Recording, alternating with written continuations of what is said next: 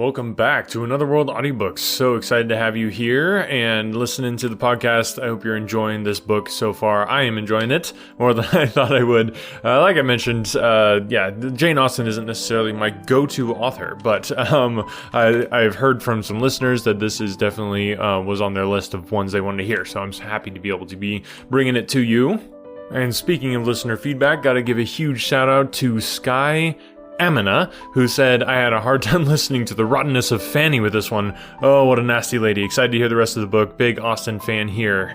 And so she was just getting into chapter 1 there when Fanny is hatching her dastardly plans and stuff. So thank you, Sky, so much for that comment. I love hearing from listeners, and I'm so grateful to know that you guys are enjoying it and listening to the podcast and liking what you're hearing. So thank you, Sky, for the comment. If you want to leave a comment, you can do that through Spotify. YouTube is another easy way to leave comments, or you can always shoot me an email or just post on social media and tag me. All the links are in the podcast description, so check those out. Let's start a conversation. It's so much more fun when I actually get to interact with you guys instead of just speaking into a microphone staring at my computer, so makes my day. Thanks guys for listening, and let's jump right into it. Without further ado, I give you the next chapters of Sense and Sensibility. Chapter 14. The sudden termination of Colonel Brandon's visit at the park, with his steadiness in concealing its cause, filled the mind and raised the wonder of Mrs. Jennings for 2 or 3 days. She was a great wonderer, as everyone must be who takes a very lively interest in all the comings and goings of their acquaintance.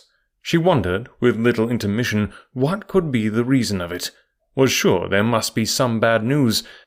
"Something very melancholy must be the matter, I am sure," said she. "I could see it in his face. Poor man! I am afraid his circumstances may be bad. This estate at Daleford was never reckoned more than 2,000 a year, and his brother left everything sadly involved. I do think he must have been sent for about money matters, for what else can it be? I wonder whether it is so. I would give anything to know the truth of it. Perhaps it is about Miss Williams, and, by the by, I dare say it is, because he looked so conscious when I mentioned her. Maybe she is ill in town. Nothing in the world more likely, for I have a notion she is always rather sickly. I would lay any wager it is about Miss Williams. It is not so very likely he should be distressed in his circumstances now, for he is a very prudent man, and to be sure must have cleared the estate by this time. I wonder what it can be. Maybe his sister is worse at Avignon, and has sent for him over. His setting off in such a hurry seems very like it. Well, I wish him out of all his trouble with all my heart, and a good wife into the bargain." So wondered, so talked Miss Jennings, her opinion varying with every fresh conjecture, and all seeming equally probable as they arose. Eleanor, though she felt really interested in the welfare of Colonel Brandon, could not bestow all the wonder on him going so suddenly away, which Mrs. Jennings was desirous of her feeling. For, besides that the circumstance did not in her opinion justify such lasting amazement or variety of speculation, her wonder was otherwise disposed of. It was engrossed by the extraordinary silence of her sister and Willoughby on the subject, which they must know to be peculiarly interesting to them all. As this silence continued, every day made it appear more strange and more incompatible with the disposition of both. Why they should not openly acknowledge to her mother and herself what their constant behaviour to each other declared to have taken place, Eleanor could not imagine. She could easily conceive that marriage might not be immediately in their power, for though Willoughby was independent, there was no reason to believe him rich.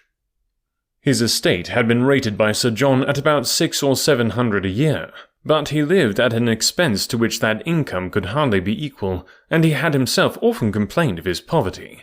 But for this strange kind of secrecy maintained by them relative to their engagement, which in fact concealed nothing at all, she could not account. And it was so wholly contradictory to their general opinions and practice that a doubt sometimes entered her mind of their being really engaged, and this doubt was enough to prevent her making any inquiry of Marianne. Nothing could be more expressive of attachment to them all than Willoughby's behaviour. To Marianne, it had all the distinguishing tenderness which a lover's heart could give, and to the rest of the family, it was the affectionate attention of a son and a brother. The cottage seemed to be considered and loved by him as his home. Many more of his hours were spent there than at Allenham. And if no general engagement collected them at the park, the exercise which called him out in the morning was almost certain of ending there, where the rest of the day was spent by himself at the side of Marianne, and by his favourite pointer at her feet. One evening in particular, about a week after Colonel Brandon left the country, his heart seemed more than usually open to every feeling of attachment to the objects around him, and on Mrs. Dashwood's happening to mention her design of improving the cottage in the spring, he warmly opposed every alteration of a place which affection had established as perfect with him. "What?" he exclaimed. "Improve this dear cottage? No, that I will never consent to. Not a stone must be added to its walls, not an inch to its size, if my feelings are regarded." "Do not be alarmed," said Miss Dashwood. "Nothing of the kind will be done, for my mother will never have money enough to attempt it." "I am heartily glad of it," he cried. "May she always be poor, if she can employ her riches no better." "Thank you, Willoughby, but you may be assured that I would not sacrifice one sentiment of local attachment of yours, or of anyone whom I loved, for all the improvements in the world. Depend upon it, that whatever unemployed sum may remain, when I make up my accounts in the spring, I would even rather lay it useless by, than dispose of it in a manner so painful to you. But are you really so attached to this place as to see no defect in it?" "I am," said he. "To me it is faultless. Nay, more, I consider it as the only form of building in which happiness is attainable, and were I rich enough, I would instantly pull Combe down and build it again in the exact plan of this cottage." "With dark, narrow stairs, and a kitchen that smokes, I suppose?" said Eleanor. "Yes," cried he in the same eager tone, "with all and everything belonging to it. In no one convenience or inconvenience about it should the least variation be perceptible. Then, and then only, under such a roof, I might perhaps be as happy at Combe as I have been at Barton." "I flatter myself," replied Eleanor, "that even under the disadvantage of better rooms and a broader staircase, you will hereafter find your own house as faultless as you now do this." "There certainly are circumstances," said Willoughby, "which might greatly endear it to me, but this place will always have one claim of my affection, which no other can possibly share." Mrs. Dashwood looked with pleasure at Marianne, whose fine eyes were fixed so expressively on Willoughby, as plainly denoted how well she understood him. "How often did I wish," added he, "when I was at Allenham this 12-month, that Barton Cottage were inhabited. I never passed within view of it without admiring its situation, and grieving that no one should live in it. How little did I then think that the very first news I should hear from Mrs. Smith, when I next came into the country, would be that Barton Cottage was taken, and I felt an immediate satisfaction, an interest in the event which nothing but a kind of prescience of what happiness I should experience from it can account for. Must it not have been so, Marianne?" Speaking to her in a lowered voice, then continuing his former tone, he said, "And yet, this house you would spoil, Mrs. Dashwood. You would rob it of its simplicity by imaginary improvement.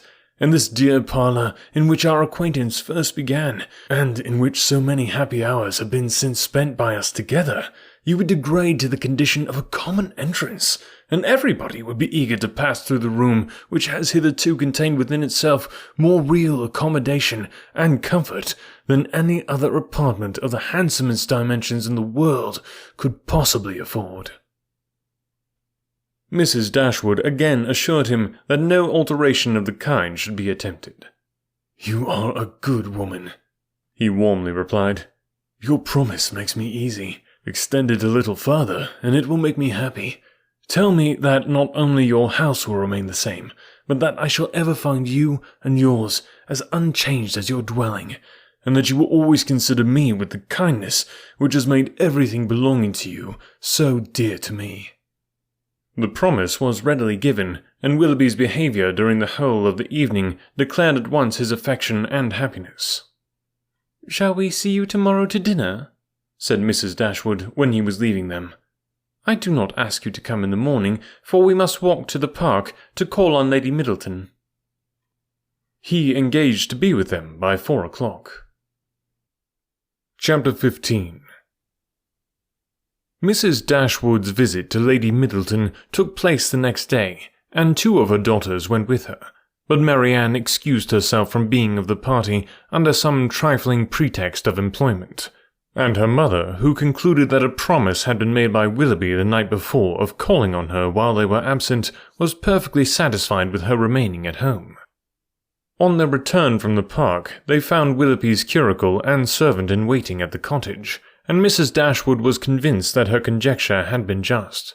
So far, it was all as she had foreseen, but on entering the house, she beheld what no foresight had taught her to expect. They were no sooner in the passage than Marianne came hastily out of the parlour, apparently in violent affliction, with her handkerchief to her eyes, and without noticing them, ran upstairs.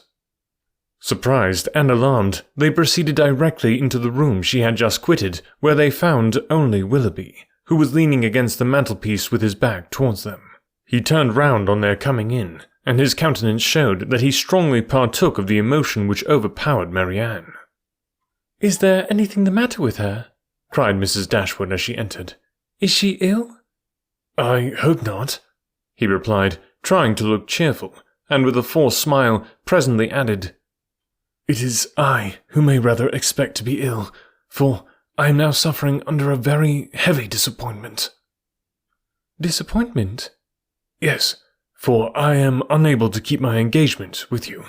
Mrs. Smith has this morning exercised the privilege of riches upon a poor dependent cousin by sending me on business to London. I have just received my dispatches and taken my farewell to Ellingham, and by way of exhilaration, I am now come to take my farewell of you." "To London? And you are going this morning?" "Almost this moment." "This is very unfortunate, but Mrs. Smith must be obliged, and her business will not detain you from us long, I hope." He coloured as he replied, "You are very kind, but I have no idea of returning into Devonshire immediately. My visits to Mrs. Smith are never repeated within the 12-month. "And is Mrs. Smith your only friend? Is Allenham the only house in the neighbourhood to which you will be welcome? For shame, Willoughby, you can wait for an invitation here." His colour increased, and with his eyes fixed on the ground, he only replied, "You are too good." Mrs. Dashwood looked at Elinor with surprise. Elinor felt equal amazement. For a few moments, everyone was silent. Mrs. Dashwood first spoke. "I have only to add, my dear Willoughby, that at Barton Cottage you will always be welcome, for I will not press you to return here immediately, because you can only judge how far that might be pleasing to Mrs. Smith, and on this head I shall be no more disposed to question your judgment than to doubt your inclination." "My engagements at present," replied Willoughby confusedly, "are of a nature that I dare not flatter myself." He stopped. Mrs. Dashwood was too much astonished to speak, and another pause succeeded. This was broken by Willoughby, who said with a faint smile, "It is folly to linger in this manner. I will not torment myself any longer by remaining among friends whose society it is impossible for me now to enjoy." He then hastily took leave of them all and left the room. They saw him step into his carriage, and in a minute was out of sight. Mrs. Dashwood felt too much for speech, and instantly quitted the parlour to give way in solitude to the concern and alarm which this sudden departure occasioned. Elinor's uneasiness was at least equal to her mother's. She thought of what had just passed with anxiety and distrust. Willoughby's behaviour in taking leave of them, his embarrassment and affectation of cheerfulness, and, above all, his unwillingness to accept her mother's invitation, a backwardness so unlike a lover, so unlike himself, greatly disturbed her. One moment she feared that no serious design had ever been formed on his side, and the next that some unfortunate quarrel had taken place between him and her sister. The distress in which Marianne had quitted the room was such as a serious quarrel could most reasonably account for, though, when she considered what Marianne's love for him was, a quarrel seemed almost impossible. But whatever might be the particulars of their separation, her sister's affliction was indubitable, and she thought with the tenderest compassion of that violent sorrow which Marianne was in all probability not merely giving way to as a relief, but feeding and encouraging as a duty. In about half an hour her mother returned, and though her eyes were red, her countenance was not uncheerful. "Our dear Willoughby is now some miles from Barton, Eleanor," said she, as she sat down to work. "And with how heavy a heart does he travel? It is all very strange, so suddenly to be gone. It seems but the work of a moment, and last night he was with us so happy, so cheerful, so affectionate, and now, after only 10 minutes' notice, gone too without intending to return. Something more than what he owned to us must have happened. He did not speak, he did not behave like himself. You must have seen the difference as well as I. What can it be? Can they have quarrelled? Why else should he have shown such unwillingness to accept your invitation here?" "It was not inclination that he wanted, Eleanor. I could plainly see that. He had not the power of accepting it. I have thought it all over, I assure you, and I can perfectly account for everything that at first seemed strange to me, as well as to you." "Can you indeed?" "Yes, I have explained it to myself in the most satisfactory way. But you, Eleanor, who love to doubt where you can, it will not satisfy you, I know. But you should not talk me out of my trust in it. I am persuaded that Mrs. Smith suspects his regard for Marianne, disapproves of it, perhaps because she has other views for him, and on that account is eager to get him away, and that the business which she sends him off to transact is invented as an excuse to dismiss him.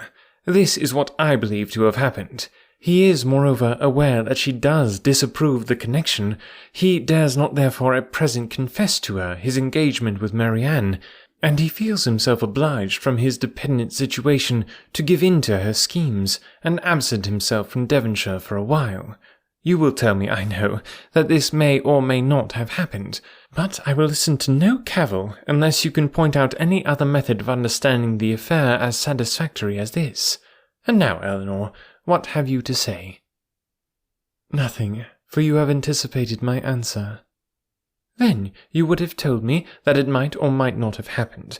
Oh, Eleanor, how incomprehensible are your feelings! You had rather take evil upon credit than good. You had rather look out for misery for Marianne and guilt for poor Willoughby than an apology for the latter.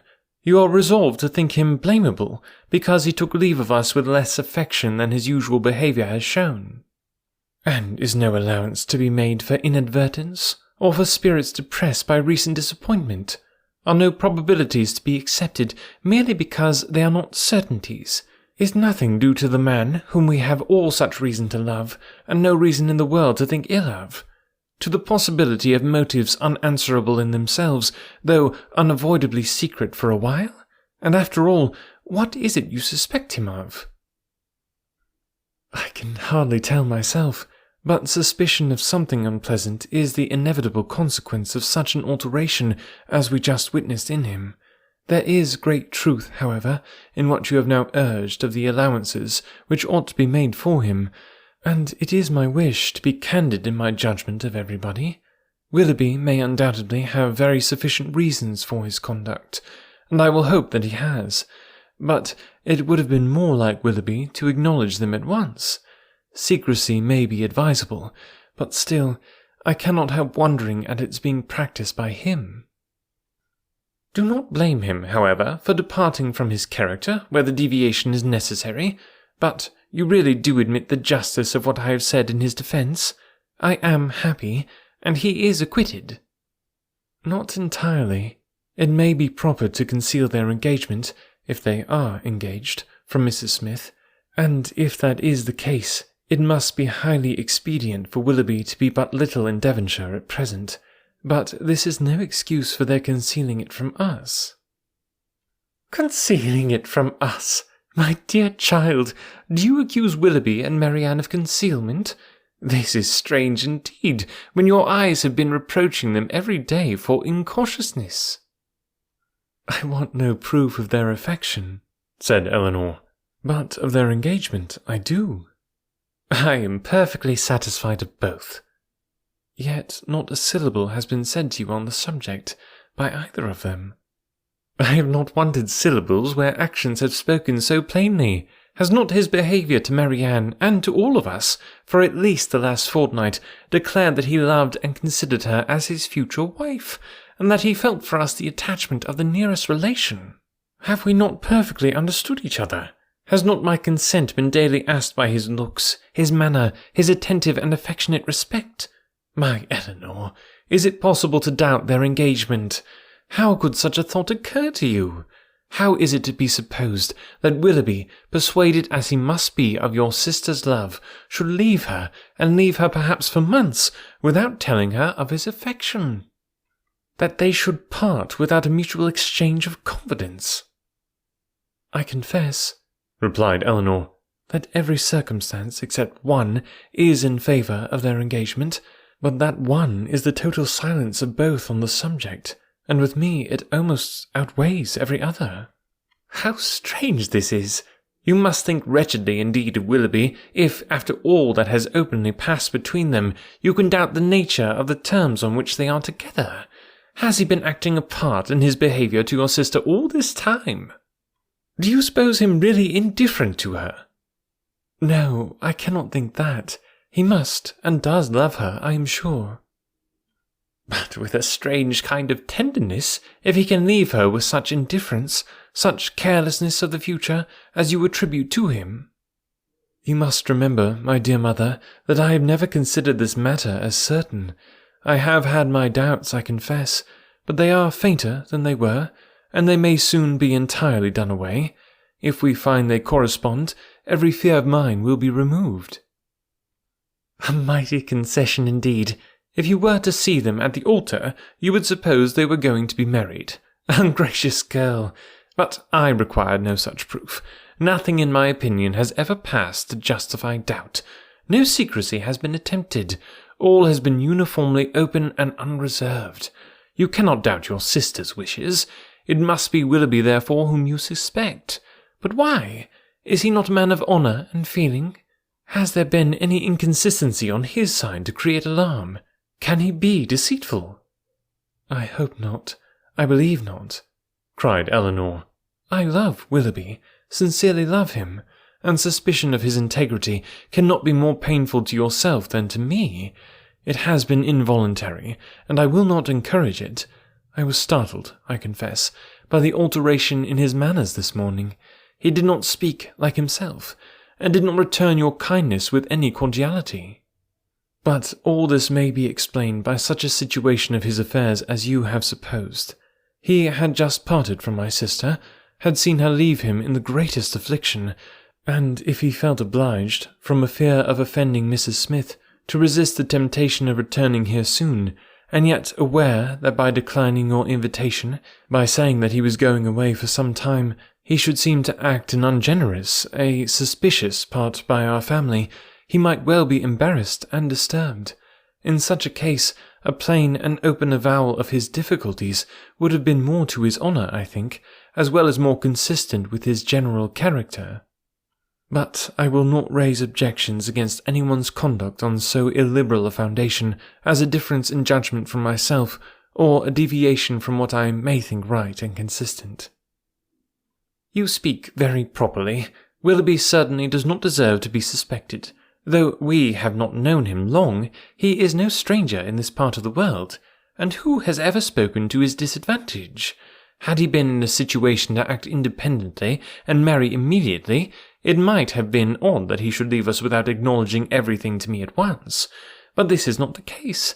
It is an engagement in some respects not prosperously begun, for their marriage must be at a very uncertain distance, and even secrecy, as far as it can be observed, may now be very advisable."